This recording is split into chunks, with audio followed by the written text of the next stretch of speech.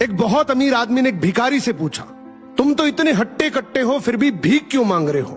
भिखारी बोला, साहब मेरे पास महीनों से कोई काम धंधा नहीं है, अगर आप मुझे नौकरी दे तो मैं भीख मांगना छोड़ दूंगा।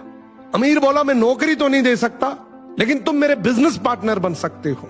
मेरे पास एक चावल का प्लांट है, तुम चावल बाजार में सप्लाई करो और मुनाफा महीने के अंत में बांटेंगे। भिखारी ने कहा, लेकिन कैसे बांटेंगे?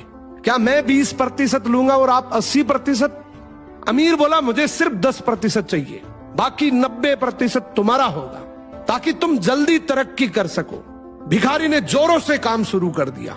उम्दा चावल और सस्ते दामों से उसकी बिक्री बहुत बढ़ गई और उसे खूब मुनाफा हुआ।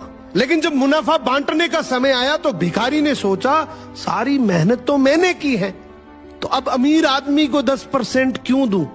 अगले दिन अमीर आदमी आया और जब हिस्सा मांगा तो भिखारी ने बहाना करते हुए कहा कि साहब मुझे तो बहुत नुकसान हुआ है, मुझे जितना मुनाफा हुआ है उतना तो कर चुकाना है, तो इस हिसाब से मुझे कोई मुनाफा नहीं होगा, तो आप इसके हकदार नहीं हैं। अमीर आदमी ने कुछ नहीं बोला और वहां से चला गया।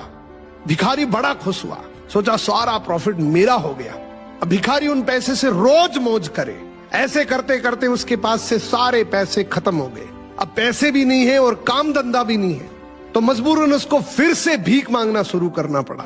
एक दिन वो अमीर आदमी उसके पास से गुजरा और उसको देखा, क्या ये तो फिर से भीख मांगने लग गया। अमीर आदमी ने एक बहुत अच्छी बात बोली कि इस दुनिया में गरीब और अमीर आदमी जो होता है ना, उसमें सबसे बड़ा डिफरेंस होता है उसकी सोच का।